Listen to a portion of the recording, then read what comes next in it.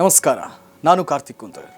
ಸಾಮಾನ್ಯವಾಗಿ ಹುಡುಗಿಯರು ಚೆನ್ನಾಗಿದ್ದರೆ ಒಂದು 10 ಪ್ರಪೋಸಲ್ ಬರುತ್ತೆ, ಇಲ್ಲ ಅಂದರೂ ಸ್ವಲ್ಪ ಜಾಸ್ತಿನೇ ಬರುತ್ತೆ ಅನಿಸುತ್ತೆ. ಆದರೆ ಇಲ್ಲೊಂದು ಹುಡುಗಿಗೆ ಬರೋಬ್ಬರಿ 145 ಜನ ಪ್ರಪೋಸ್ ಮಾಡಿದ್ದಾರೆ. 13 ಮಂದಿ ಪ್ರಾಣವನ್ನೇ ಬಿಟ್ಟಿದ್ದಾರಂತೆ. ಅಯ್ಯೋ, ಇದು ನಂಬಿಕೆ ಆಗಲ್ವ ನಿಮಗೆ? ಹೌದು, ಇದು ಅಸಲಿ ಘಟನೆ. ಈ ಹುಡುಗಿ ಯಾರು ಅಂತ ಗೊತ್ತಾದರೆ ನೀವು ಕೂಡ ಇಷ್ಟಪಡ್ತೀರಾ. ಈ ರಾಣಿಯ ಫೋಟೋಗಳು ಇತ್ತೀಚೆಗೆ ಸಾಮಾಜಿಕ ಮಾಧ್ಯಮದಲ್ಲಿ ವೈರಲ್ ಆಗ್ತಾ ಇದೆ.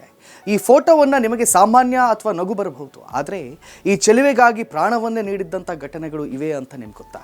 ಬನ್ನಿ ಈ ಇಂಟ್ರೆಸ್ಟಿಂಗ್ ರಾಣಿಯ ಕಥೆಯನ್ನು ತಿಳಿಯೋಣ. ಪ್ರೀತಿಗೆ ಕಣ್ಣಿಲ್ಲ, ಜೊತೆಗೆ ಪ್ರೀತಿಗೆ ಸೌಂದರ್ಯ ಮುಖವಲ್ಲ ಎಂಬ ಮಾತು ಕೇಳಿದ್ದೇವೆ. ಆದರೆ ಇಂದಿನ ಇನ್ಸ್ಟಾಗ್ರಾಮ್ ಮತ್ತು ಫಿಲ್ಟರ್ಗಳ ಯುಗದಲ್ಲಿ ನಾವು ಸೌಂದರ್ಯದ ವ್ಯಾಖ್ಯಾನವನ್ನು ಸೀಮಿತಗೊಳಿಸಿದ್ದೇವೆ.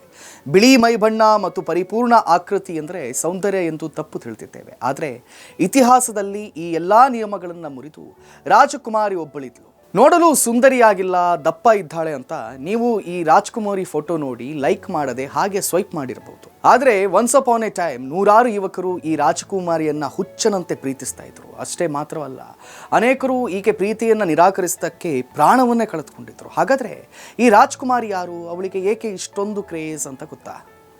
ಇದು ಪರ್ಷಿಯಾದ ಅಂದರೆ ಈಗಿನ ಇರಾನ್ ಖಜರ್ ರಾಜವಂಶದ ರಾಜ್ಕುಮಾರಿ ಝಹ್ರಾ ಕಮಾನ್ ತಾಜ್, ಎಸ್ ಸೆಲ್ತಾಹೆನ್ ಅವರ ಕಥೆ. ಇವರು 1883ರಲ್ಲಿ ಅತ್ಯಂತ ಶ್ರೀಮಂತ ಮತ್ತು ರಾಜಮನೆತನದಲ್ಲಿ ಜನಿಸಿದರು. ವೈರಲ್ ಆಗುತ್ತಿರುವಂಥ ಫೋಟೋವನ್ನು ನೋಡಿದಾಗ ರಾಜ್ಕುಮಾರಿ ಝಹ್ರಾ ಅವರ ದೇಹವು ದಪ್ಪಗಿತ್ತು ಮತ್ತು ಅವರ ಮುಖದಲ್ಲಿ ಮೀಸೆ ಇತ್ತು. ಇಂದು ಜನರು ಈ ನೋಟವನ್ನು ಟ್ರೋಲ್ ಮಾಡಬಹುದು, ಆದರೆ ಆಗ ಅವರ ಮ್ಯಾಜಿಕ್ ಬೇರೆ ಆಗಿತ್ತು ಬಿಡಿ. ಈ ರಾಜಕುಮಾರಿ ಝಹ್ರಾಗೆ ಬರೋಬ್ಬರಿ 145 ಹುಡುಗರು ಪ್ರಪೋಸ್ ಮಾಡಿದ್ರು. ಆದರೆ ಝಹ್ರಾ ಹಲವರನ್ನ ತಿರಸ್ಕರಿಸಿದ್ರು. ಐತಿಹಾಸಿಕ ದಾಖಲೆಗಳ ಪ್ರಕಾರ ಆಕೆಯ ನಿರಾಕರಣೆಯಿಂದಾಗಿ 13 ಪ್ರೇಮಿಗಳು ಆತ್ಮಹತ್ಯೆಯನ್ನು ಮಾಡಿಕೊಟ್ರು ಎಂದು ತಿಳಿದಿದೆ. ಆ ಸಮಯದಲ್ಲಿ ಆಕೆಯ ಸ್ಥಾನ ಮತ್ತು ಪ್ರಭಾವ ಎಷ್ಟು ದೊಡ್ಡದಾಗಿತ್ತು ಎಂಬುದನ್ನು ತೋರಿಸುತ್ತದೆ.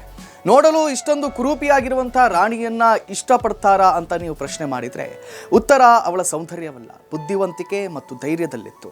ರಾಜ್ಕುಮಾರಿ ಝಹ್ರಾ ಮತ್ತು ಬುದ್ಧಿವಂತ ಮತ್ತು ಪ್ರಗತಿಪರಳಾಗಿದ್ಲು.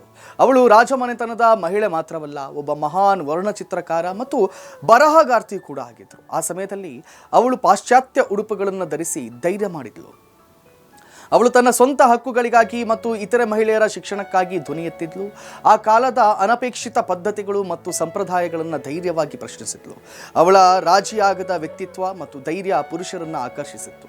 ಅವಳ ನಿಜವಾದ ಸೌಂದರ್ಯ ಅವಳ ಧೈರ್ಯ ಮತ್ತು ಆಲೋಚನೆಗಳಲ್ಲಿತ್ತು. ಇನ್ನು ಮಾಹಿತಿಯ ಪ್ರಕಾರ ರಾಜ್ಕುಮಾರಿ ಝಹ್ರಾ ಅಂತಿಮವಾಗಿ ತಾನು ಇಷ್ಟಪಟ್ಟಿದ್ದಂಥ ವ್ಯಕ್ತಿಯನ್ನ ಮದುವೆಯಾದರಂತೆ.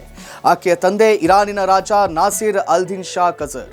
ಅವರು ಇರಾನ್ ದೇಶವನ್ನ ಸುಮಾರು 47 ವರ್ಷಗಳ ಕಾಲ ಆಳಿದ್ರು ಅಂತ ತಿಳಿದಿದೆ.